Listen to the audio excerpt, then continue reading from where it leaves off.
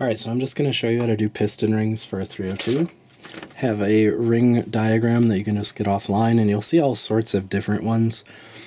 Basically, you know, you'll set like your compression rings 90 degrees away from each other and so on, 45 degrees in the oil ring, and you'll see all sorts of different ones. The idea is that these move around as the engine's running, but the concept to start them that way is so that they're never overlapping each other.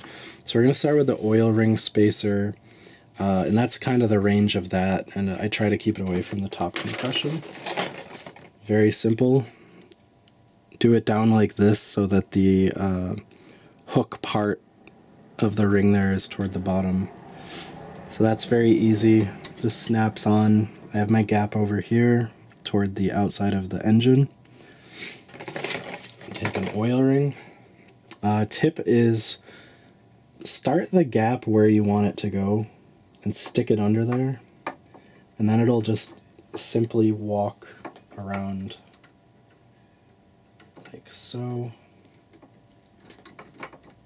and go into its spot. Very simple.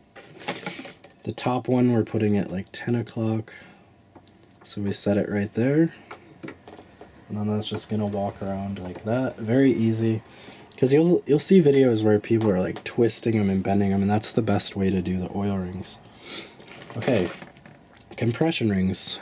On this particular engine, they are directional. They're directional on like almost all engines, but just saying, for the 302 they definitely are, so pay attention. Your box will usually tell you where they go, so try to keep your box organized.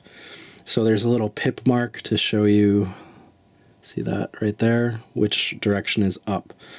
Now the bottom ring is different from the top, where the top ring has this bevel looking down, so like that if you're looking down, whereas the bottom is the opposite. So always check that even when you're taking them out of the box. You can pre-oil these. I like to just run oil around them like before I install the piston, just to make this a little cleaner. You definitely want a ring tool like this to space it out, just like so.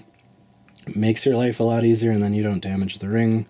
Trust me, these are, I mean, this is like 1/4 inch steel basically.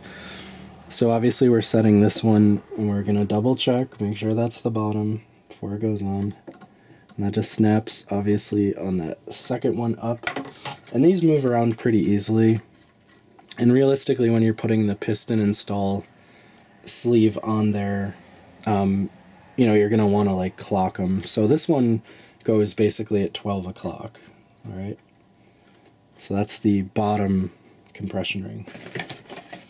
Now we have the top ring. Again, check the pip mark, make sure that that bevel's there to know that it's the top. Space it out and snap it in, and that's good to go. And these were pre-measured and they're within spec, so I already checked like the with a feeler gauge and everything. But usually you should be set if you're buying, like these are Mala piston rings, so those already are, you know, good to go with the right gaps, and usually they'll have it listed on there. And these are for, obviously this engine's a 306, so this is a 30 overbore, so always pay attention to that when you're buying your rings as well. And these are nothing fancy, but Mala is like, you know, top of the line, really good stuff. So, and that's all you do, and I'll show installing the piston in a different video.